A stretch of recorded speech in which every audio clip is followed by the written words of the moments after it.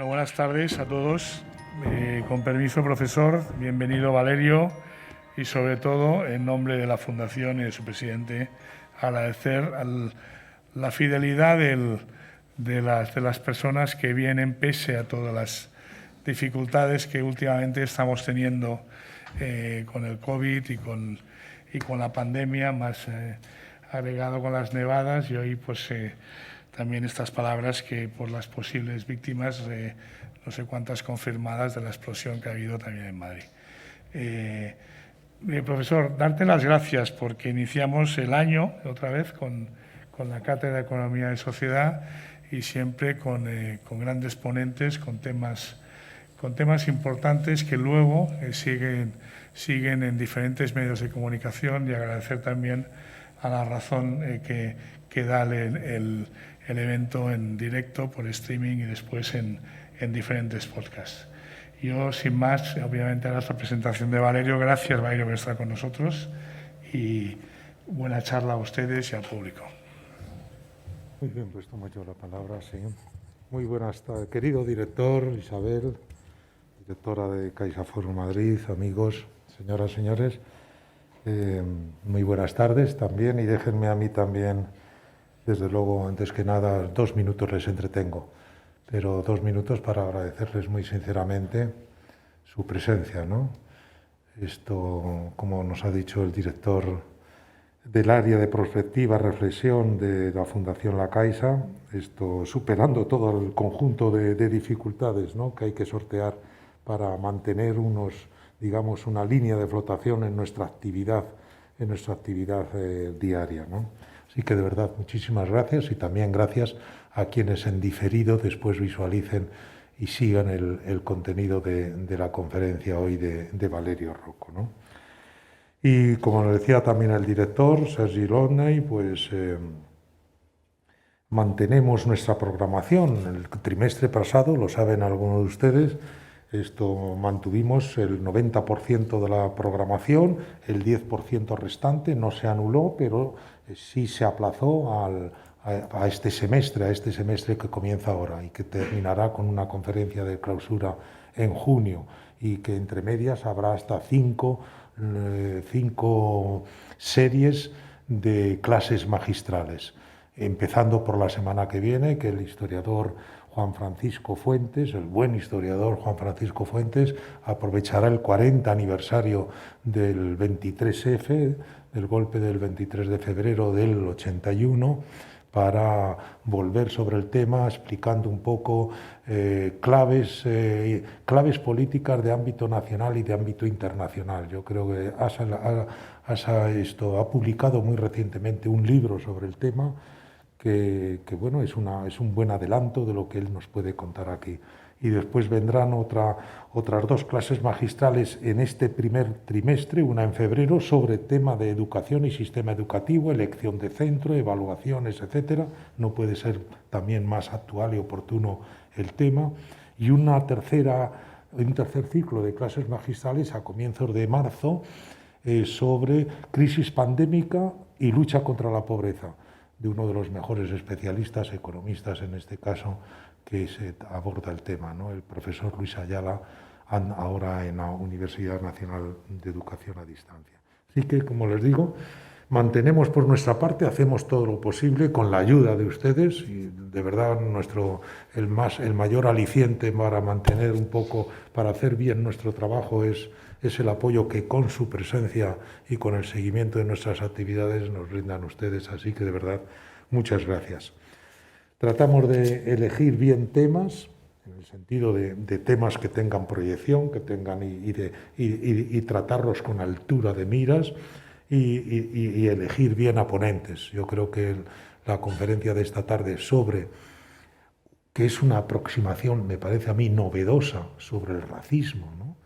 El racismo en nuestro tiempo, con tantas caras, que va desde la xenofobia a los muros que se levantan, como nos dice Valerio Rocco, unos visibles, otros invisibles, supremacismo de una u otra condición, ¿no? El tema realmente importante y que está condicionando parte de nuestro espacio público en todos y cada uno de los lugares, y después elegimos bien, decía elegir bien, tratamos de elegir bien los temas, seleccionar bien los temas y elegir bien a las personas, a los ponentes, en este caso Valerio Rocco, actualmente director del Círculo de Bellas Artes, nuestros vecinos, el foro vecino más cercano a nosotros, uno de los más vivos y realmente frecuentados que tenemos en Madrid, ¿no?, de programación, de actividad cultural. Pero a mí lo que me llama mucho la atención de su trayectoria Valerio Rocco, que tan joven todavía, yo le decía, claro, para quien les habla, un poco intolerablemente joven, ¿no? Casi 3 veces más yo mi edad que la suya, no tanto, pero bueno, es que ha sabido combinar estupendamente lo que es una labor intelectual fuerte y además en saberes duros en el sentido de nobles, ¿no?, de que hace falta capacidad de reflexión y capacidad de estudio, como es la filosofía, y la filosofía política, y la filosofía de la historia, y la historia de la filosofía, y meterse nada menos que con Hegel, y meterse nada menos que con Kant, meterse nada menos que con Heidegger, y ha sabido combinar eso con rara avis, con una labor de gestión académica, de gestión universitaria muy importante, ¿no?, dirigiendo un máster de filosofía de la historia durante muchos años en la Universidad Autónoma de Madrid, de la que es profesor, siendo vicerrector de investigación y de transferencia de conocimiento, y ahora mismo pues dirigiendo un centro de la actividad y del volumen de actividad que es el Círculo de Bellas Artes de Madrid. Gestionar un centro como este y dirigir un centro como este, o como es el Círculo de Bellas Artes, ¿verdad, Isabel?, lleva mucho tiempo y exige una capacidad de dedicación muy alta. Bueno, pues él es capaz de combinar con excelencia ambas cosas, así que realmente eso me ha admirado mucho de tu currículum, querido Valerio, ¿no? Y que sea nada, yo les pido que le pido a él, delante de ustedes, para comprometerlo más, que solo sea la primera vez sea esta solo la primera de las veces que pase por esta tribuna. Así que, Ale, no les entretengo más y muchas gracias. Bueno, muchísimas gracias, José Luis. Voy a quitarme la mascarilla siguiendo instrucciones de la dirección del centro. En primer lugar, muchísimas gracias a Sergi Lovni por su introducción en general a la conferencia, a José Luis García Delgado por la invitación, pero también por la amable, demasiado elogiosa presentación, que ahora solo puede generar decepción en el público. Espero que no sea excesiva. Gracias también a Isabel Fuentes, a la directora de CaixaForum, por su hospitalidad. Y bueno, sobre todo gracias al público, ¿no?, que ha elegido pues venir aquí a escuchar esta conferencia sobre racismos en la nueva normalidad, en un día muy simbólico para pensar conjuntamente el racismo, en un día que es nada más y nada menos que la bisagra entre una era en Estados Unidos marcada, indudablemente, como veremos, por muchas formas de racismo intersecándose entre sí a nivel institucional, y lo que muchos esperamos que sea un cambio radical en muchos sectores y, desde luego, en lo que respecta a determinadas declaraciones, pero sobre todo determinadas políticas racistas, ¿no? Es decir, el día de la toma de posesión de Biden y de Kamala Harris. Pues bien, lo que voy a intentar es justamente proponer una cartografía conceptual de los racismos en la nueva normalidad, y para hacerlo voy a acudir en primer lugar a una distinción que creo que es importante traer a colación, que propone y proponía el sociólogo francés Edgar Morin, ¿no?, uno de los más famosos, ¿no?, ha sido llamado representantes de la teoría política de la complejidad. Morin ha desarrollado lo que denomina un análisis político multinivel o multidimensional, ¿no? Es decir, según Morin existirían 3 niveles, o más propiamente 3 campos de lo político que habría que distinguir de algún modo cuando se hacen análisis sobre términos o sobre cuestiones como la del racismo que nos ocupa hoy.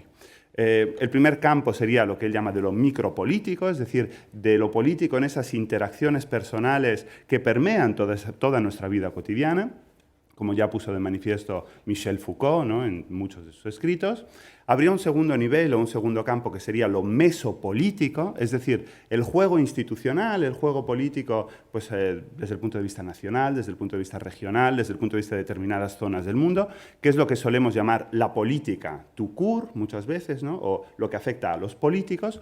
Y un tercer campo, que sería lo que Morán llama lo macropolítico, o él también lo denomina lo antropopolítico, porque serían todas esas cuestiones que, según él, suponen desafíos o retos para toda la humanidad en su conjunto, ¿no? Pues bien, en un día como hoy, ¿no? Un 20 de enero de 2021, no hay duda de que la cuestión antropopolítica o macropolítica por excelencia es para nosotros la pandemia y sus consecuencias éticas, económicas, políticas y también sociales, ¿no? Pero si con un ejercicio un poco, no sé si nostálgico, me temo que sí, acudimos con la mente, por ejemplo, hace tan solo un año, a un día como hoy de 2020, podríamos decir que por aquel entonces existían quizás tres grandes ejes macropolíticos o tres grandes ejes antropopolíticos que dominaban de alguna forma la opinión pública a nivel global, ¿no? Y yo creo que estos tres ejes macropolíticos siguen muy vigentes hoy en día, a pesar de que quizá no ocupen ya tanto la primera plana de los medios de comunicación,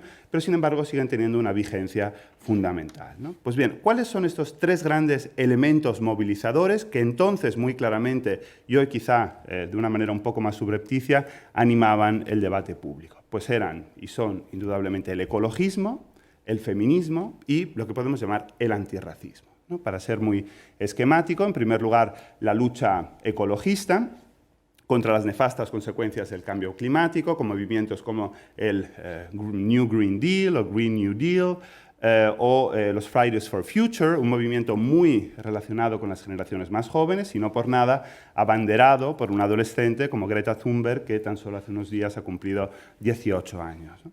En segundo lugar, la lucha desde diferentes posiciones feministas por la consecución de una igualdad omnicomprensiva, una igualdad genuina, y en ese sentido el movimiento Me Too a escala global habría sido solo una de las manifestaciones de pues una lucha feminista capilar con derivaciones regionales y locales distintas que son muy interesantes, pero que sin duda, sin las cuales es impensable hoy en día el discurso político y los debates sociales. Y por último, el tercer gran elemento, como digo, serían o eran, si nos ponemos con la mente a comienzo de 2020, la denuncia de nuevas y preocupantes formas de racismo, que son de las que nos vamos a ocupar hoy en día.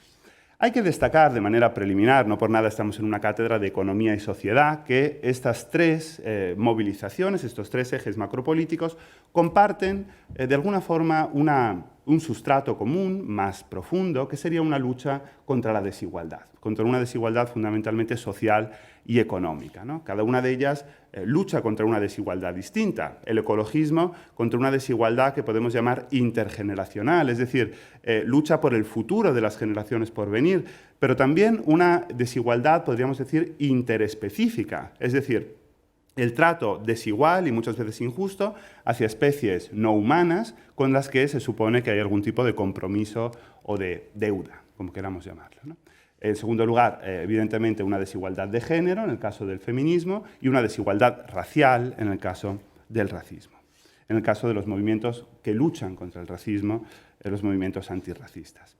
Pues si analizamos este último eje movilizador, que es el del que va a tratar esta conferencia, es posible, en mi opinión, trazar un sencillo mapa de tres formas de racismo que hace justamente un año movilizaban la indignación a escala global. Lo que podemos llamar un racismo migratorio, un racismo inmunitario y un racismo securitario. En primer lugar, el racismo, como digo, conectado con la mal llamada crisis migratoria, evidentemente en Estados Unidos, en la frontera sur de Estados Unidos, el símbolo del muro, pero también en la zona sur de México, es decir, en América Central, también en esa frontera invisible, pero muy dolorosa que es el Mediterráneo, y también cada vez más en el este de Europa, con políticas cada vez más agresivas contra las migraciones, ¿no?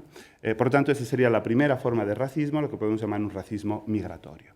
En segundo lugar, a principios de 2020 ya estábamos lidiando con una incipiente pandemia, una pandemia que se asociaba fundamentalmente con China y con determinados países de los que pareció provenir, y de hecho provenía, y se generó, por lo tanto, una especie de racismo no solo y no tanto contra esos países, sino contra las comunidades locales en países occidentales a las que se consideraba de algún modo peligrosamente infectables o contagiosas, y por lo tanto se puede utilizar el término de racismo inmunitario, rescatando este término tan importante para la tradición filosófico-política contemporánea para referirse a este segundo tipo de racismo. En tercer lugar, tendríamos el racismo asociado a la violencia específica de los cuerpos policiales contra una determinada raza, en este caso en Estados Unidos, con esa lucha contra ese racismo securitario ligada a los movimientos como Black Lives Matter, que de manera muy interesante consiguió rápidamente adhesiones en todos los países, ¿no? Y para muchos fue insólito, para otros, como yo, fue emocionante ver grandes manifestaciones en Madrid de apoyo a un fenómeno, por otra parte, tan aparentemente distante y distinto al de nuestra sociedad como Black Lives Matter. Pues bien, también hay que precisar que esta distinción analítica entre las tres formas de racismo no implica, sin embargo, que siempre se den separadas, sino que muchas veces se dan combinadas, se dan sumadas. Y, en ese sentido, el supremacismo blanco, que desgraciadamente en estos últimos días está muy de actualidad tras el asalto al Capitolio del pasado 6 de enero, es una forma particularmente radical de racismo que tiene elementos, que agrupa elementos de las tres vertientes, ¿no? En primer lugar, estos supremacistas blancos estadounidenses, generalizando un poco, evidentemente, pero estamos aquí trazando un mapa conceptual.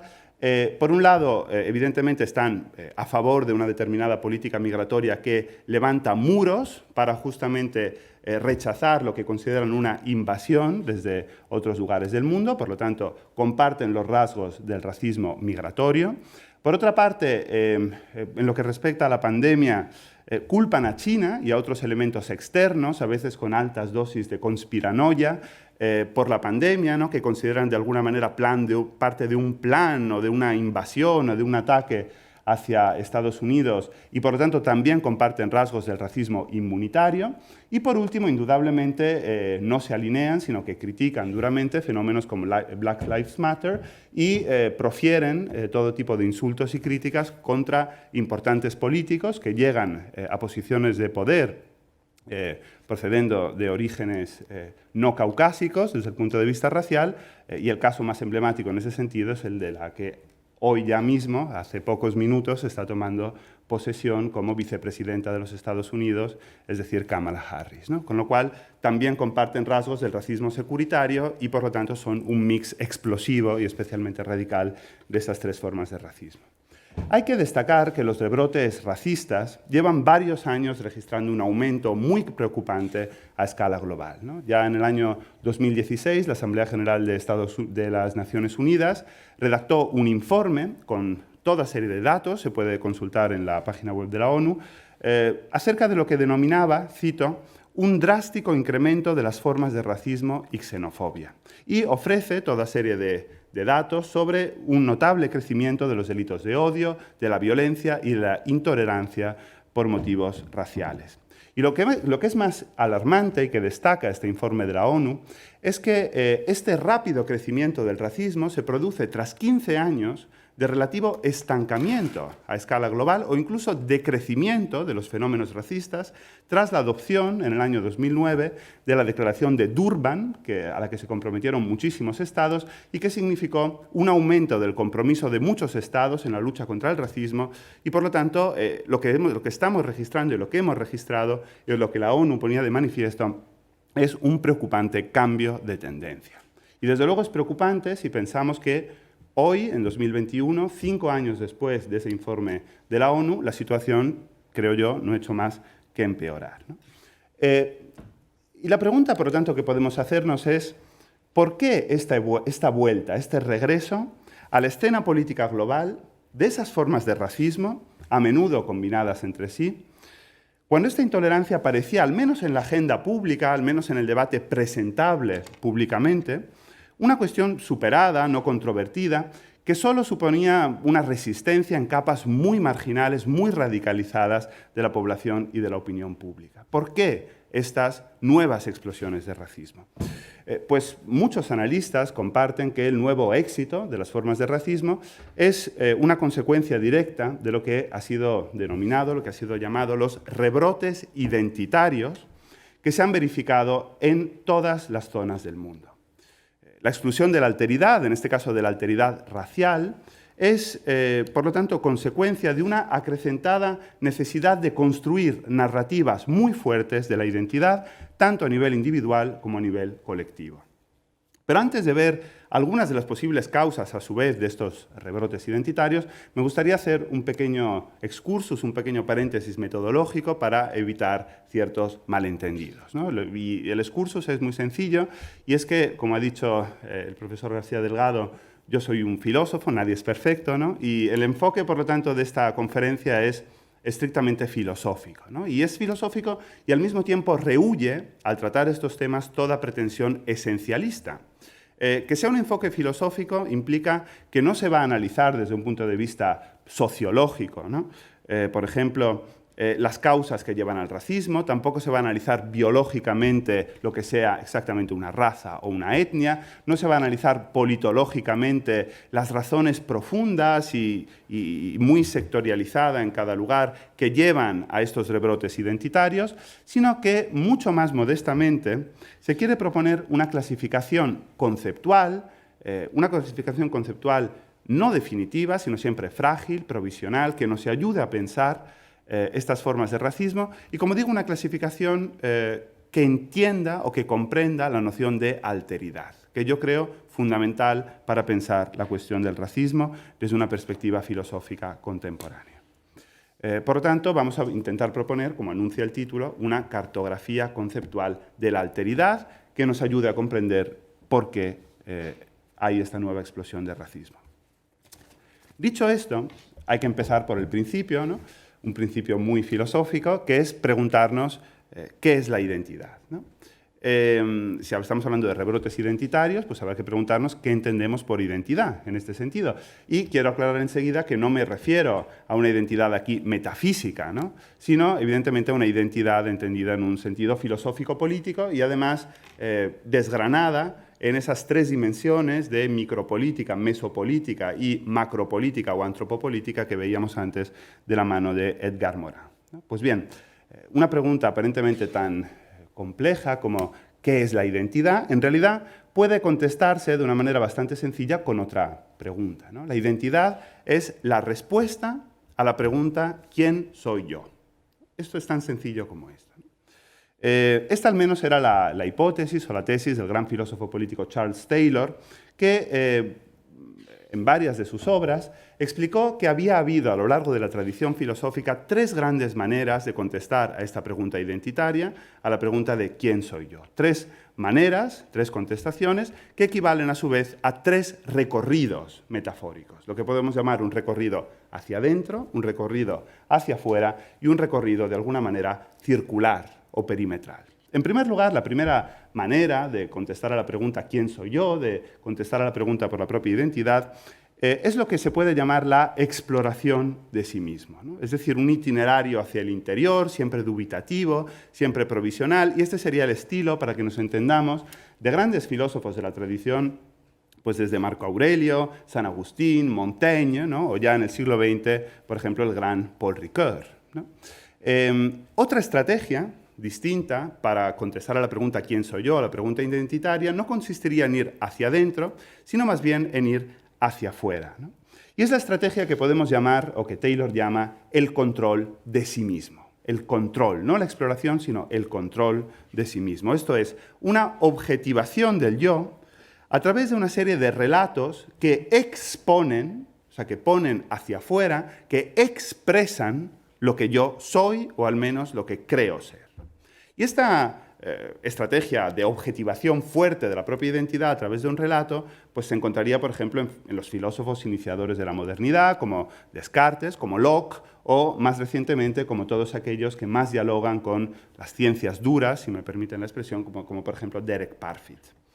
Y en tercer lugar, según Taylor, existiría un camino que para saber quién soy yo, entiende que se debe partir antes de otra pregunta, de una pregunta previa que es ¿quiénes somos nosotros?, ¿no?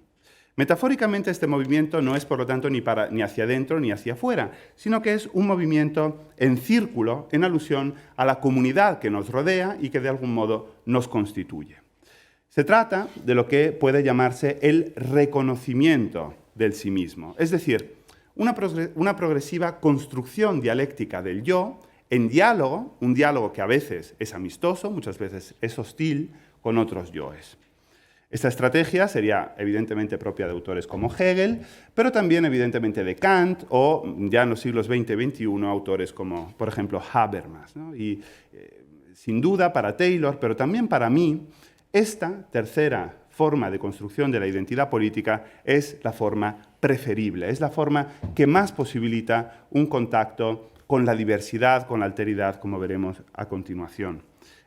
Según este modelo, por utilizar la terminología de Hegel, la auténtica libertad política consistiría en ser sí mismo en otro. Es decir, llegar a ser uno mismo en la interacción, en el diálogo, en la mediación con la diferencia, con la alteridad, incluso con aquella más radical, ¿no? Es esa alteridad la que constituye nuestra identidad. Por supuesto, el concepto de identidad, como todo concepto binario, si es verdad, además, la gran frase, el gran moto de Spinoza, según el cual toda determinación es negación, o dicho en plata, si quieres saber qué es algo, mira primero qué no es ese algo, ¿no? Pues como digo, para entender qué es la identidad, evidentemente tenemos que preguntarnos también por su antónimo, por la alteridad, ¿no? Porque contestar a la pregunta ¿quién soy yo? Implica, sin duda, preguntarse también otras cosas, como por ejemplo, ¿quién no soy yo? ¿Quién no es como yo? Y afrontar, por tanto, la pregunta por la alteridad.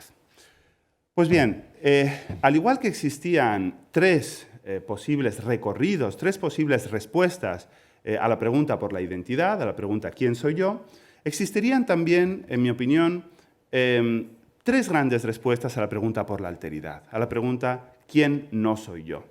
Y para explicar estas tres respuestas a la pregunta por la alteridad, voy a hacer uso de tres metáforas que utilizó el gran sociólogo y filósofo Bernard Waldenfels en su grandísima obra Topographie des Fremden, que puede ser traducida como topografía de lo extraño, topografía de lo ajeno, topografía de lo extranjero, ¿no? Para Waldenfels, existen, como digo, tres respuestas a la pregunta por la alteridad que pueden entenderse a través de las tres metáforas del muro, del espejo y de la puerta, ¿no? Y es muy interesante que recientemente un filósofo italiano también muy interesante llamado Alberto Pirni ha tratado también esta cuestión con mucha profundidad. Una primera manera, por lo tanto, de contestar a la pregunta ¿quién no soy yo? Implicaría analizar esta metáfora de la alteridad muro. Probablemente, como ya apuntó Hegel, esta figura de la alteridad, la del muro, es la que precede fenomenológicamente a cualquier otra, es la primera desde un punto de vista fenomenológico, ¿no? En esta dimensión, el otro es percibido ante todo como un límite, como una barrera contra la que chocan mi voluntad, mi deseo y tienen que retroceder. Desde este punto de vista del muro, el otro se nos muestra de algún modo como una zona de sombra, como una incógnita, como un conjunto de pensamientos y comprensiones axiológicas que no logramos esclarecer a la primera. No se abre a nosotros, no nos es evidente, no nos es explícito, sino más bien, siguiendo una gama de extrañeza creciente, el otro se nos muestra como simplemente oculto, como expresamente distante o incluso como potencialmente hostil. En esta primera modalidad, el otro se vuelve y es vivido, por tanto, como lo extraño, como lo disonante, como lo chocante, y por esta razón, para explicarlo, casa muy bien la metáfora del muro. La segunda figura, para comprender la alteridad, sería la de la alteridad espejo. El otro, considerado de este modo, nos reconoce porque ante todo nos ve semejantes a él. Y nosotros le reconocemos por la misma razón, porque le percibimos como semejante a nosotros. Con el otro compartimos modelos de vida, comprensiones axiológicas de fondo, metas de convivencia, interpretaciones del pasado, idioma, religión, procedencia. Por lo tanto, la alteridad, en esta metáfora del espejo, lo que nos presenta es, de algún modo, otro yo mismo, ¿no? Otro yo, del que cabe recibir siempre más confirmaciones que negaciones. ¿no? Es un yo que siempre nos va a reasegurar, difícilmente nos va a poner en dificultad, difícilmente nos va a causar problemas, ¿no? Es un otro, por así decirlo, eufónico, consonante, en general sintonía de longitud de onda con mis propios valores, ¿no? Por lo tanto, pues para explicarlo, nos viene muy bien la metáfora del espejo. Por otra parte, habría una tercera figura de la alteridad, la que se denominaría alteridad puerta, y para ilustrar la simbología referente al concepto de puerta que quiero utilizar aquí, me gustaría leer un brevísimo pasaje de un texto extraordinario de Georg Simmel, que se llama justamente Puente y Puerta, ¿no? Simmel describe de esta manera la puerta, es una breve cita. La puerta muestra de manera decisiva que el separar y el unir son solo dos caras del mismo e idéntico acto. Por el hecho de que la puerta supone en cierto modo una cremallera entre el espacio del hombre y todo lo que queda fuera de él, ella supera la separación entre interior y exterior. Es esencial para el hombre, en el sentido más profundo, el definir para sí mismo un límite, pero con la libertad de poder quitarlo nuevamente, de poder colocarse fuera de él. Fin de cita. La alteridad puerta nos presenta, por lo tanto, una figura de la alteridad como mediadora entre extremos escindidos entre sí, podríamos decir entre apertura y cierre. Y es, por lo tanto, lo que crea conexiones entre diversidades, lo que ata, lo que une, lo que parecía en un primer momento separado.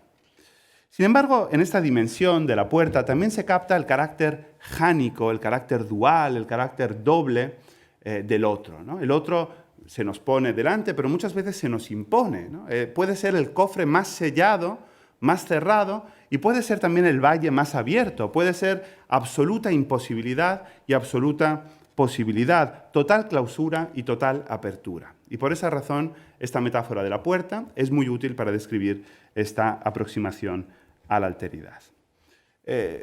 Podemos trazar por el momento un breve balance preliminar, ¿no? Las tres dimensiones de la alteridad que hemos visto hasta ahora nos permiten contestar también a la pregunta por la identidad, a la pregunta ¿quién soy yo?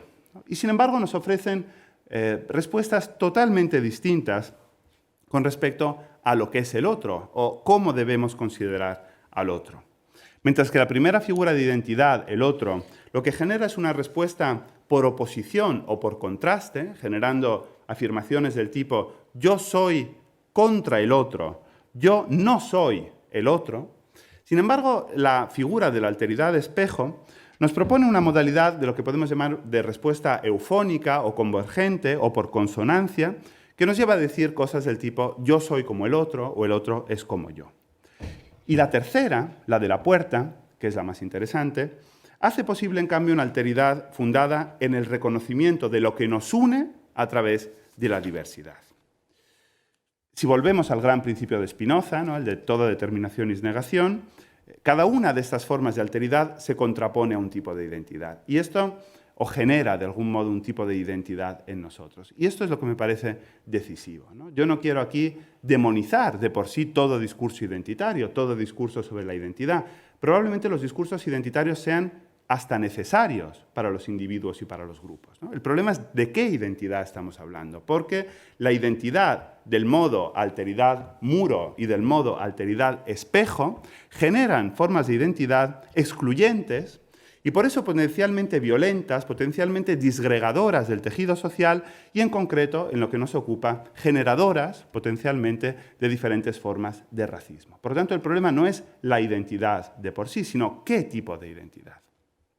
En ese sentido, la etiqueta de raza se puede levantar como un muro que me permita distinguirme de los que percibo como diferentes a mí, por razones físicas, por razones raciales, pero también por el nombre, por la procedencia, por la religión, por muchas otras razones de lo que llamamos en sentido general xenofobia, ¿no? Puede ser al mismo tiempo un espejo, algo de lo que me siento orgulloso, algo que es un factor de identificación que me une con mis semejantes, pero solo con ellos. Y ahí está el problema, está la clave, ¿no? Que el espejo solo me identifica con los que son semejantes a mí. En tercer lugar, en nota en mi opinión positiva, la raza puede ser un elemento más en una compleja construcción de identidades híbridas, en ese sentido, nunca mejor dicho, mestizas, y que como una puerta están abiertas a la diversidad y al tránsito entre esferas distintas. Pues bien, tras haber analizado de manera teórica estos modelos de identidad y de alteridad y su aplicación también a los fenómenos raciales, podemos volver a preguntarnos, ¿cuáles han sido y siguen siendo las grandes causas de los fuertes rebrotes identitarios que han generado estos racismos, este triple racismo securitario, inmunitario y migratorio de los que hablábamos al principio? Pues bien, mi tesis, un poco general, es que la causa de estos rebrotes identitarios puede resumirse en una sola palabra, y esa palabra es globalización. Con un matiz.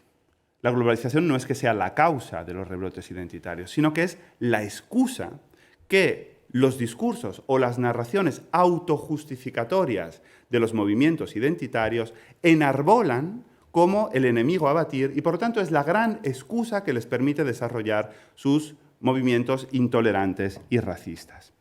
De esta manera, la globalización es entendida por estos movimientos identitarios de una triple manera, como veremos ahora, como uniformización, como aproximación de lo distante y como interconexión comunitaria, y cada una de estas maneras de comprender la globalización genera, como veremos, una forma distinta de intolerancia, una forma distinta de respuesta excluyente.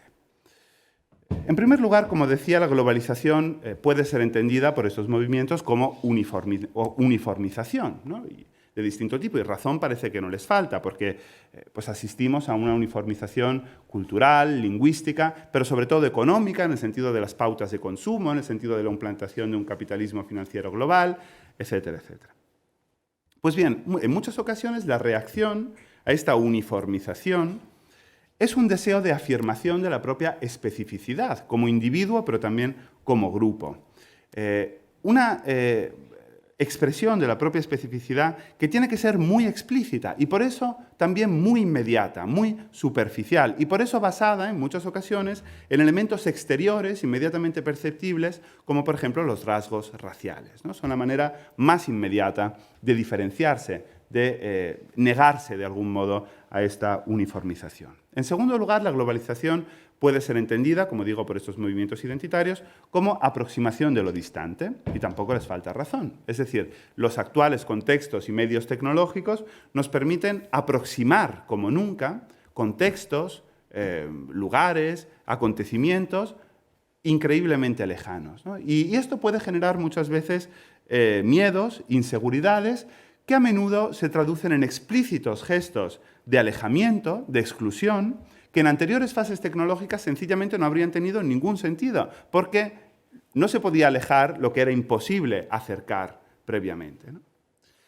Y en tercer lugar, y esto es lo más importante, la globalización implica una absoluta interconexión y una posibilidad de recombinación de nuestros grupos sociales. Esto es, la capacidad de seleccionar de manera teóricamente libre la propia comunidad. Y esto se hace, evidentemente, fundamentalmente a través de las redes sociales. En nuestra época, nuestras comunidades ya no están formadas por aquellos individuos junto a los que fácticamente nazco, crezco, vivo, sino que, y por lo tanto no son comunidades sometidas al azar del nacimiento, sino que, al menos teóricamente o aparentemente, está formada esta comunidad por aquellas personas a las que elijo seguir o de las que elijo hacerme amigo según la red social de la que estemos hablando en cada cuestión, ¿no? Esta libertad de elección, ¿no? Teóricamente de constituirnos una comunidad virtual, una comunidad de redes sociales, evidentemente no tiene nada de libertad, es meramente epifenoménica, como pues, sabemos casi todos los que tenemos redes sociales, pero por ejemplo como se puede ver en el maravilloso documental The Social Dilemma, que nos muestra cómo en realidad es un algoritmo con fines publicitarios el que muchas veces escoge por mí mi propia comunidad virtual, ¿no? No hay nada de libertad en esto. Pues bien, las redes sociales son justamente, en mi opinión, un buen ejemplo de esta triple dimensión de la globalización. En primer lugar, todos o casi todos estamos ubicados en comunidades virtuales teóricamente escogidas por nosotros, por lo tanto, la primera dimensión, ¿no? la tercera dimensión, la interconexión. Eso sí, todos estamos presentes exactamente en las mismas redes sociales. sea en los chats de WhatsApp, sea en Twitter, sea en Facebook, sea en Instagram. Y por lo tanto, esto nos conecta con la primera de las dimensiones, que era la uniformización. Pero lo más inquietante es lo que afecta a la segunda dimensión, que es la aproximación de lo distante. Estas herramientas, las redes sociales, que podrían servir para acercar y, por lo tanto, para conocer mejor lo diferente, lo que nos es distinto, de facto generan burbujas difícilmente penetrables, difícilmente impermeables a la alteridad, y por ello relativamente homogéneas, por no decir muy homogéneas, ¿no? En ellas la diversidad apenas tiene cabida. Y lo peor de todo es que las pequeñas comunidades virtuales que se forman de esta manera lo hacen bajo la apariencia de la total apertura, de la posibilidad ilimitada de admitir a todos los miembros que queramos, a todo lo que nos es ajeno, aunque en la práctica sean terriblemente cerradas a la diferencia, ¿no? Por poner una metáfora urbanística, cuando interactuamos en nuestras redes sociales, estamos tan aislados como si viviéramos en guetos o en urbanizaciones de lujo, solo que en estas ocasiones, al igual que ocurría en la famosa película The Truman Show, no vemos el perímetro, no vemos la frontera que rodea nuestras comunidades virtuales, ¿no? Y por tanto el peligro es aún mayor. Esta configuración de las redes, en las que no hay que olvidar que la mayoría de la población realiza la mayor parte de sus interacciones sociales, afecta notablemente, en mi opinión, a la construcción de nuestra identidad política.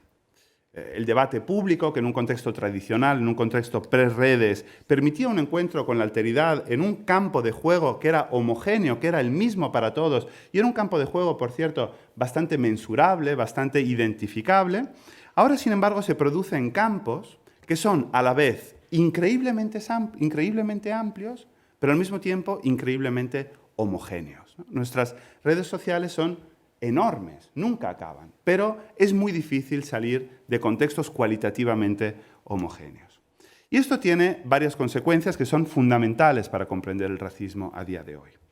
En primer lugar, las redes promueven un relato simplificado de la identidad. Es decir, las redes sociales nos impulsan a dar una respuesta muy simple, muy sencilla, a la pregunta identitaria, a la pregunta ¿quién soy yo? Tenemos que contestar con una foto, con un hashtag, con una breve descripción en un perfil, y por lo tanto, aunque simulen situarse en el tercer modelo de identidad de Taylor, que veíamos al principio, el que habíamos llamado el reconocimiento del sí mismo a través del nosotros, parece, ¿no?, que fomentan una especie de comunidad de reconocimiento que nos constituye, en realidad son una amplificación del segundo modelo, el que habíamos llamado el control del sí mismo, ¿no?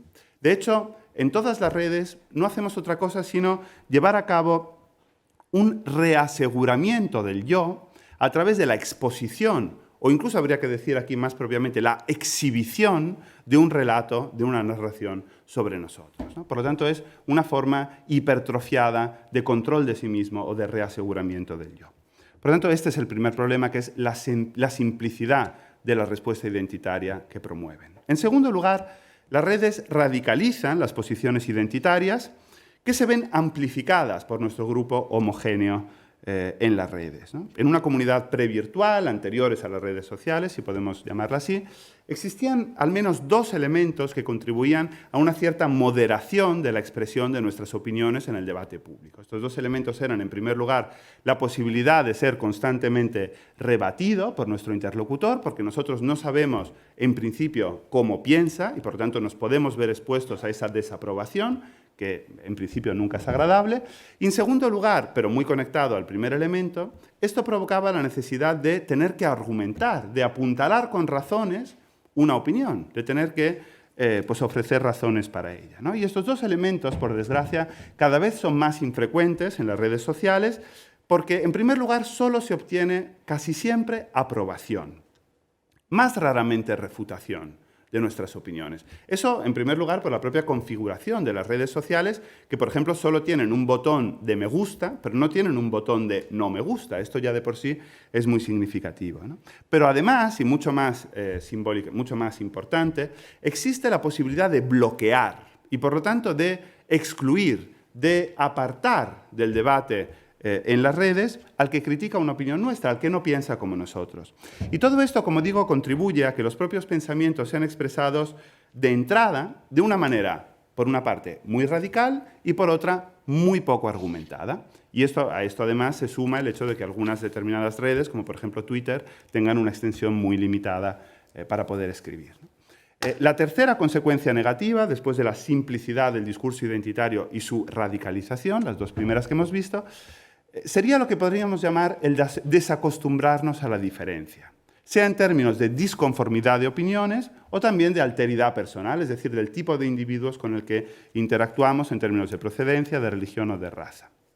Esto hace que en nuestra vida no virtual, no me atrevo a decir en nuestra vida real, ¿no? Porque esto sería muy poco filosófico, pero en nuestra vida no virtual, cada vez nos sentimos menos preparados para convivir con la diferencia, ¿no? o incluso aceptarla, o incluso a de algún modo incorporarla a nosotros para enriquecernos y para cambiar. Y por eso no sorprende, aunque preocupa mucho, que en algunos lugares, como por ejemplo en Estados Unidos, en diferentes niveles de enseñanza, se pueda decidir, los alumnos puedan ya decidir no recibir determinados contenidos de determinadas asignaturas cuando piensan que hieren de algún modo su sensibilidad o chocan contra su sistema de creencias previo, ¿no? Y esto es absolutamente nefasto porque nos desacostumbra a la posibilidad de convivir con esa diversidad. Si volvemos a las metáforas de Waldenfels sobre la alteridad que veíamos antes, la de muro, espejo y puerta, podemos decir que las redes sociales han unificado de manera extremadamente eficaz los dos discursos excluyentes sobre la alteridad, el muro y el espejo. En concreto, nos han rodeado de muros que son espejos y que, por lo tanto, nos brindan la apariencia de un campo infinito entre nosotros. Esto es lo que ocurre cuando en una habitación situamos espejos por todas partes, ¿no? Que parece, por un efecto óptico, que el espacio se vuelve potencialmente infinito cuando en realidad estamos constreñidos en un cuarto muy pequeño, ¿no? Eso es exactamente lo que ocurre en las redes sociales y lo que es peor, estos muros espejos nos están devolviendo constantemente una imagen que es la nuestra, pero lo hacen como un perverso sucedáneo de la alteridad. Nosotros vemos constantemente imágenes en estos espejos que cambian, que se mueven, pero no somos sino nosotros mismos o algo muy parecido a nosotros mismos, ¿no? Por lo tanto, cuando por las razones que sea, a través de una grieta del espejo, se cuela la visión de lo auténticamente otro, ¿no? La alteridad radical, el rechazo es igualmente radical. No estamos preparados para lidiar con él. Por lo tanto, la única opción es volver a levantar el muro, sellar la grieta y asegurar el cómodo y tranquilizador perímetro en el que estábamos. Y esta configuración de las redes sociales, como digo, es crucial para el rebrote identitario y para los fenómenos racistas, porque no solo dificulta el diálogo entre esferas distintas o entre compartimentos de muro, espejos distintos, no solo dificulta el diálogo, sino incluso algo más básico como es la comprensión entre esferas distintas. Por poner una metáfora biográfica o peliculera, todos nosotros hemos a veces visto cómo algún amigo conocido nuestro está atrapado en lo que podríamos llamar una relación, por ejemplo, sentimental tóxica, ¿no? Que es evidentemente malísima para esa persona, todos lo ven desde fuera, salvo la persona que está inmersa en ese momento en esa relación. Y para nosotros es incomprensible que esa persona que está viviéndola en primera persona no lo entienda, no lo comprenda, ¿no? Pues esto es lo que ocurre de alguna manera en nuestras sociedades. Ya no podemos comprender cómo discursos extremistas, radicales, puedan obtener tanto consenso por parte de una población a la que creíamos de alguna manera sustancialmente moderada, ¿no? Pensemos en lo que está ocurriendo hoy en día en el Capitolio y lo que ocurrió hace tan solo 2 semanas. Un 45% del electorado republicano, en una democracia tan consolidada como Estados Unidos, justifica y comparte el asalto al Capitolio, que es un conato de golpe de Estado, ¿no? O el 70% del electorado republicano piensa que Biden va a ser, de algún modo, un presidente ilegítimo, ¿no? Este consenso sería imposible, sería impensable, sin el papel a la vez aislante y amplificador de las redes sociales, que en virtud de la lógica del muro espejo, vuelven lógico lo ilógico y perfectamente normal lo absurdo. De hecho, la cancelación del perfil de Donald Trump de estas redes sociales tras los acontecimientos del 6 de enero es la perfecta demostración de que las propias redes saben, ¿no? Las propias compañías que gestionan estas redes saben que los rebrotes identitarios del muro espejo no solo son la fuente probablemente del racismo, la mayor fuente del racismo, sino más en general de la mayor parte de formas de radicalismo político hoy en día. Si nos situamos no tanto hace un año, sino hoy en día, ¿no?, a 20 de enero de 2021, y nos preguntamos cómo ha podido afectar la pandemia a este marco de radicalización racista que se observa en todo el mundo, yo tengo una respuesta un poco contradictoria, ¿no? Se nota que soy hegeliano, ¿no?, un poco ambivalente. Porque por un lado parece que hay elementos esperanzadores. Parece que el coronavirus, por mucho que haya sido terrible en todos los aspectos, ha podido ofrecer razones, al menos teóricas, para un decrecimiento del racismo. ¿Cuáles serían estas razones para la esperanza? Bueno, en primer lugar, el coronavirus ha hecho inmediatamente perceptible, visible, ese rasgo unificador por excelencia de toda la humanidad, independientemente de su raza, de su condición geográfica, de su procedencia, como es la vulnerabilidad, la fragilidad y, por decirlo con Heidegger, ¿no?, el ser para la muerte, ¿no? Y esto no es poco en una sociedad como la nuestra que no tenía tan presente esta dimensión.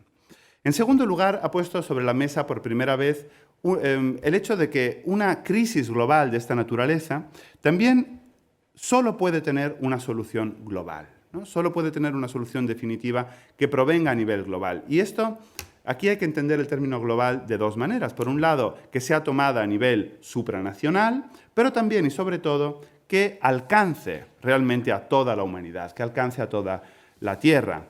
En un mundo tan interconectado como el nuestro, hasta que la vacuna no llegue a los lugares más pobres, más remotos de la Tierra, todos estaremos en constante peligro.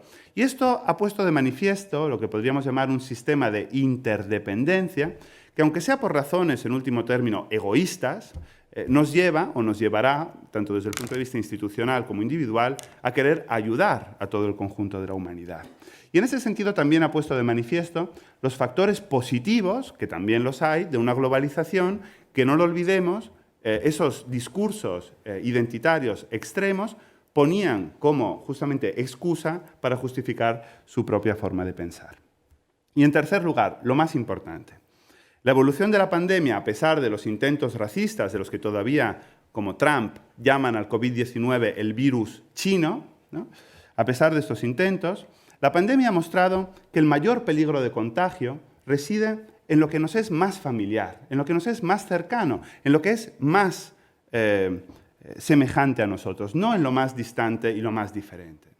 Todos somos conscientes de que la amenaza no procede tanto de los que por su distancia, por su diferencia, viven lejos de nosotros, sino de los que están alrededor, de los más cercanos y semejantes.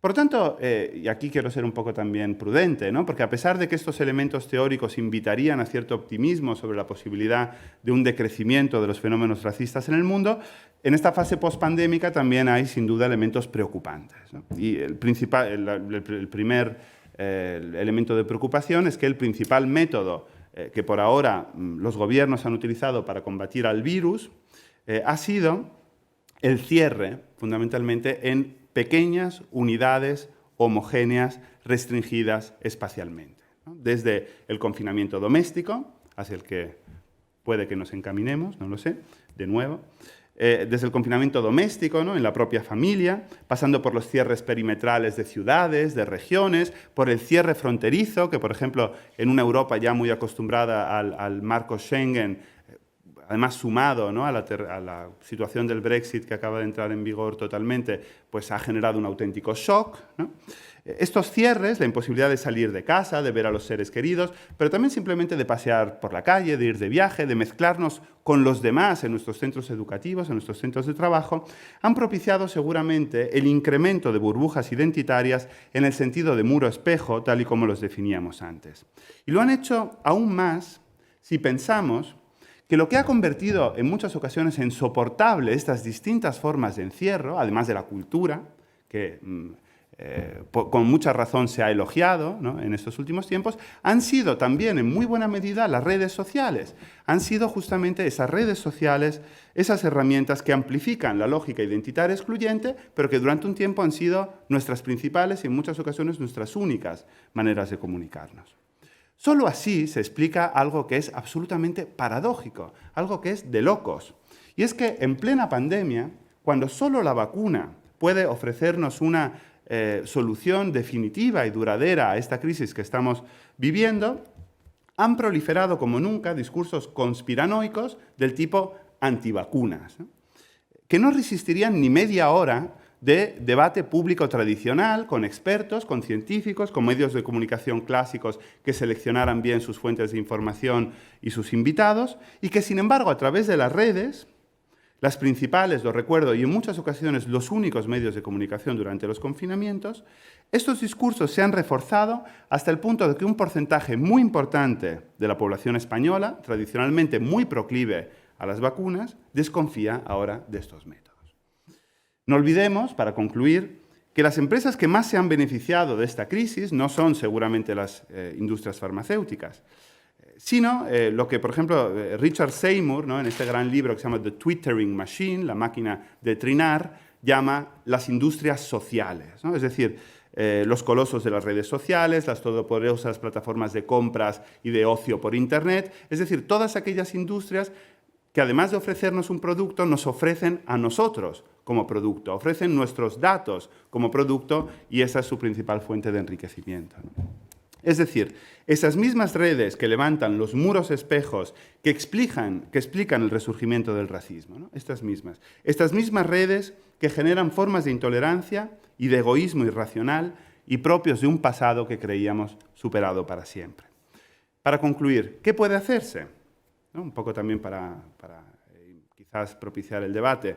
Pues las respuestas simples, sin duda en este caso no valen, es una cuestión muy compleja, pero yo creo que parte de la respuesta pasa indudablemente por la educación. Es necesario enseñar en las escuelas, en las universidades, los efectos políticos a pequeña y a gran escala del uso de las redes sociales, junto con hábitos positivos que puedan reforzar la capacidad de pensamiento crítico, como por ejemplo aprender a diversificar y contrastar las fuentes de información, estar abiertos con curiosidad, sin prejuicios, a diferentes formas de alteridad, al enriquecimiento que supone. Además de ello, y barro un poco para casa, creo que es fundamental enseñar nuestra tradición política, ética y filosófica y ver cómo se ha enfrentado en siglos anteriores a otras formas de intolerancia, a otros desafíos comparables, y todo ello para algo, en el fondo, tan sencillo como básico. Y es mostrar que los medios no son neutrales, que nunca lo han sido, pero desde luego que no lo son hoy en día. Y en ese sentido quiero que se me entienda muy bien. Mi discurso, a pesar de lo que pueda parecer, no es un discurso tecnofóbico o tecnófobo. Creo que es fundamental utilizar las herramientas, en este caso las redes sociales, pero solo si se conoce su lógica, su funcionamiento y por lo tanto también su uso y su abuso, ¿no? De otra manera, nos estamos entregando a algo que desconocemos y que puede ser muy peligroso. Esta educación de carácter humanístico, en un sentido ético, de compromiso cívico, aplicada a los entornos digitales, creo que es la mejor herramienta para, en medio de nuestras pequeñas habitaciones rodeadas por muros espejos, encontrar no ya quizás la salida a la caverna de Platón, ¿no?, pero al menos quizás una pequeña puerta, una puerta que esté abierta a la alteridad. Muchísimas gracias por vuestra atención.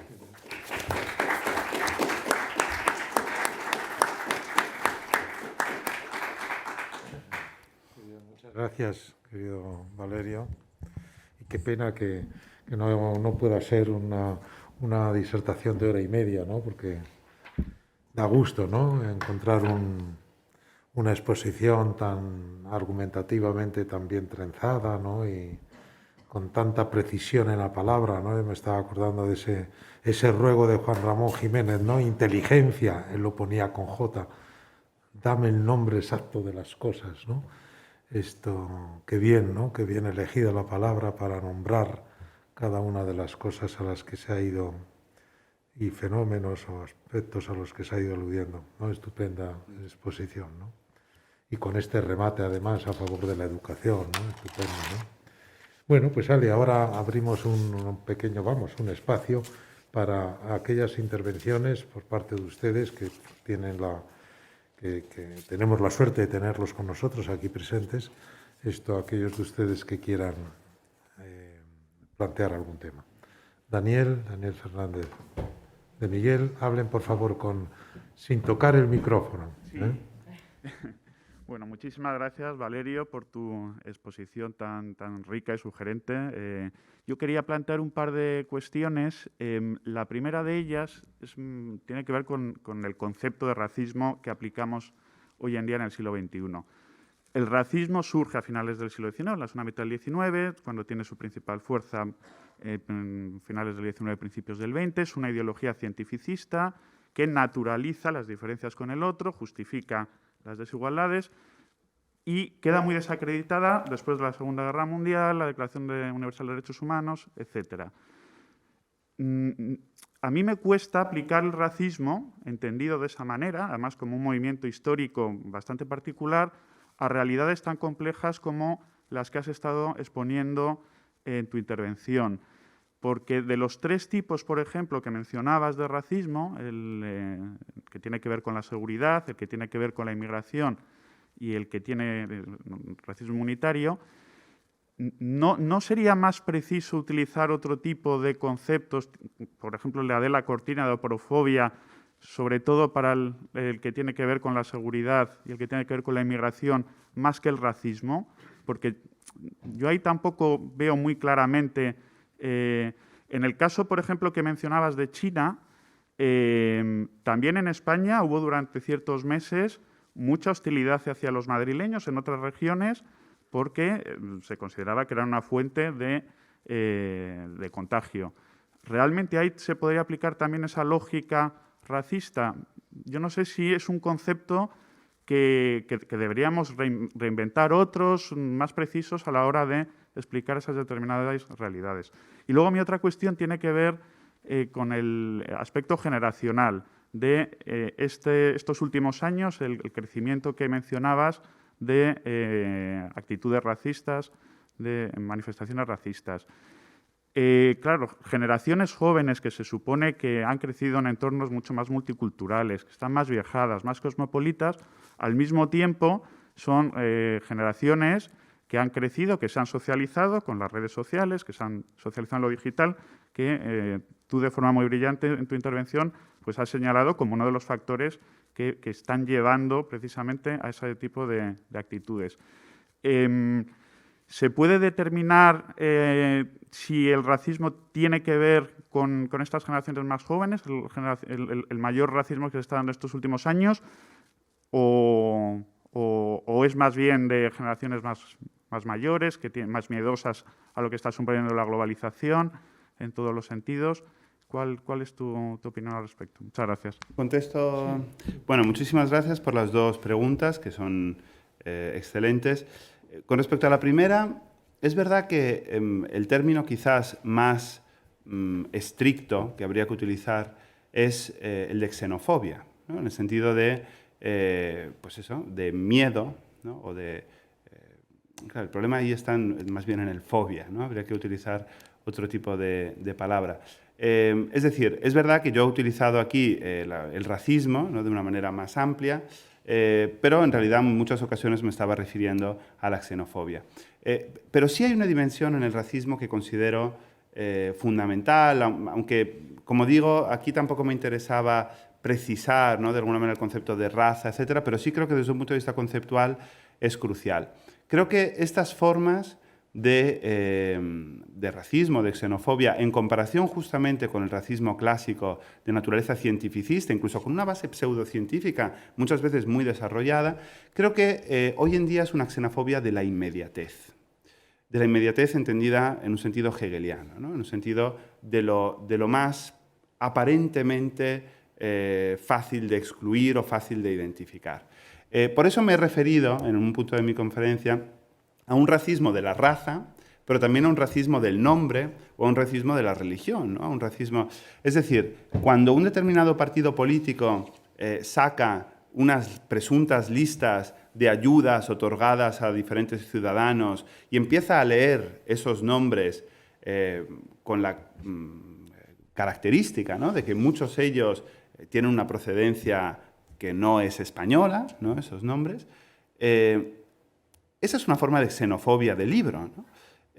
Y sin embargo, en mi opinión, tiene algo de racismo en la medida en que se enfrenta de una manera muy tosca, muy inmediata, pero justamente también muy potente contra la apariencia. La apariencia de la imagen, de la raza, del nombre, etc. Y, de nuevo, ligado también un poco a tu segunda pregunta, ¿no?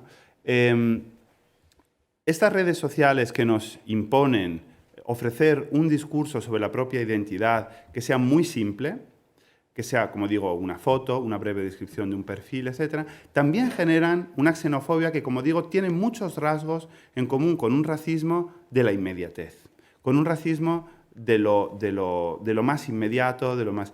Entonces, es verdad que habría que utilizar la palabra xenofobia, pero el racismo me ayuda a pensarlo por su carácter más exterior, más inmediato, aunque no siempre tenga que ver con la raza. Entonces, pues la cuestión de los madrileños, ¿no? Que efectivamente una madrileñofobia que se había detectado en algún momento en Madrid, que luego ha ido cambiando, ha ido... Pues, bueno, pues es que también se está excluyendo por algo, a veces que puede ser el acento, por algo como puede ser simplemente la procedencia, sin indagar más, ¿no? Y con respecto a la cuestión generacional es muy interesante, porque efectivamente esas redes sociales, pero en general esos contextos de vida que nos permitirían acercar lo distante, acercar lo diferente, integrar, aunque esta palabra no me gusta, lo que es distinto, paradójicamente, por ese efecto muro-espejo de las redes sociales, lo que generan es un alejamiento aún mayor, ¿no? Y por eso, bueno, pues se ve perfectamente cómo los fenómenos más radicales y los fenómenos racistas en todo el mundo se nutren de distintas redes sociales, cada una de ellas con su propio caladero generacional, también esto hay que explicarlo, ¿no? Es decir, no es igual el tipo de generación que usa Facebook, el que usa Twitter, que el que usa Instagram, que el que usa TikTok, etcétera, etcétera, y por lo tanto eso puede generar estratos o estratificaciones en estos comportamientos de racismo. Pero en la medida en que el uso de redes sociales, y el propio WhatsApp es una red social, ¿y quién no tiene WhatsApp hoy en día o algo parecido, ¿no? En la medida en que estos también lo son, que generan grupos cerrados, como son estos chats, que nos imponen a poner estados, que nos llevan a poner una foto, más o menos casi toda la población tiene una red social y, por lo tanto, puede caer en este tipo de peligros si las redes sociales promueven efectivamente este discurso de la alteridad como muro o como espejo o como ambos, ¿no? Pero muchas gracias por tu pregunta. Carlos Pacheco quería... Aquí, por favor.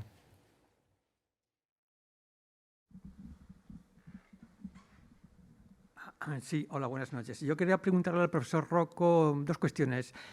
Aparte de la educación para combatir toda esta pestilencia que nos abruma, ¿es usted partidario de introducir algún tipo de control, censura en las redes sociales? Primera pregunta. Y luego también una ya más histórica. ¿Qué papel sigue jugando esa fuerza tan potente en la historia que son las religiones en esos rebrotes identitarios? Gracias. Muchas gracias. Con respecto a la primera pregunta, es una pregunta muy, muy compleja, ¿no?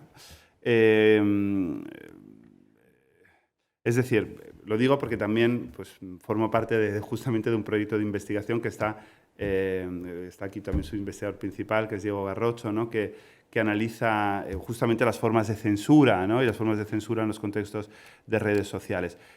Yo no creo que deba haber una forma de censura como tal, pero sí que creo que debe haber una forma de control. Una forma de control o de alguna forma de autorregulación. Pero una autorregulación que no debe proceder, en mi opinión, de manera coactiva, ni desde los gobiernos, evidentemente, pero tampoco, pienso yo, desde las propias empresas, desde las propias compañías, que a veces se ven en situaciones embarazosas, ¿no? Como permitir algo hasta un determinado momento y súbitamente prohibirlo, como la famosa escena de Casablanca, ¿no? De aquí se juega, ¿no? Oh, aquí parece que se juega. Cuando se quita el perfil de Donald Trump, es como si súbitamente se hubieran dado cuenta de lo que este señor estaba haciendo en las redes, ¿no? Es de una hipocresía tremenda, ¿no? Pero sí, de nuevo, creo que ahí el papel de la educación es fundamental. Es decir, en la medida en que en un contexto no virtual, por suerte, asistimos, cuando se producen escenas de racismo, como por ejemplo las que se han producido recientemente en el metro, lamentables, a una reacción solidaria de la comunidad que siempre que puede se enfrenta a este tipo de agresiones o a este tipo de comportamientos, considero que una educación, como digo, de carácter ético, filosófico aplicada a los entornos digitales potenciaría este tipo de respuestas, ¿no? Y en cambio no promovería formas a veces de indiferencia o incluso de complacencia o incluso de espectacularización de la xenofobia o del racismo, como lo queramos llamar, ¿no? Por lo tanto, sí creo que nos tenemos que hacer más copartícipes de un cierto control en las redes sociales y sin ningún tipo de miedo, sin ningún tipo de cortapisas, denunciar aquellos discursos, aquellos perfiles que nos parecen ilegítimos, al igual que lo haríamos, o intolerables, perdón, al igual que lo haríamos en la calle si asistiéramos a escenas de este tipo, ¿no? Por lo tanto, sí creo en una forma de control, pero de algún modo una forma de control comunitario que es imposible sin la educación. Y por lo que respecta a la religión, aquí yo distinguiría mucho entre las religiones, ¿no? No me refiero solo a las grandes religiones del teísmo o incluso a las grandes religiones establecidas con todas sus diversidades y lo que podemos llamar de una manera así un poco general, pues sectas, ¿no? Sé, la palabra secta es un poco fuerte, pero me refiero a congregaciones muchas veces muy específicas, muy ligadas a tipos de comunidad, ¿no? Yo creo que distinguir entre esto es muy distinto, es muy importante, porque muchas de estas religiones, por no decir todas, con sus matices, promueven discursos comunitarios relativamente abiertos. Me refiero a las religiones en sí y no a las manipulaciones que de esas religiones muchas veces se hace de los contextos políticos, ¿no? ¿Qué ocurre, sin embargo? Y es muy interesante. No sé si saben que en España se crea más de una religión al día. Es decir, en el registro de entidades religiosas no cristianas se inscriben de media al año unas 400 nuevos cultos. Y es muy interesante ir a verlo, yo me lo paso muy bien. Sobre todo porque como hay una al día nunca te aburres, ¿no? Y la especificidad es interesantísima y va justamente en ese sentido del muro espejo que decía yo, ¿no? Porque el nombre de las comunidades es muy revelador. Y aquí espero no acertar con ninguna de estas para no generar malestar, ¿no? Pero el tipo es culto, un país, ¿no? Por ejemplo, lo voy a decir para que quede más claro. Iglesia ecuatoriana de los mineros de Burgos, ¿no? Es decir, los mineros de Burgos ecuatorianos, suponiendo que hay alguno, que no creo, sienten la necesidad de generar una congregación específica para ellos y de inscribirla en el registro civil como algo específicamente suyo, ¿no? Ahora lo estoy un poco caricaturizando, pero de verdad que las estadísticas son las que son.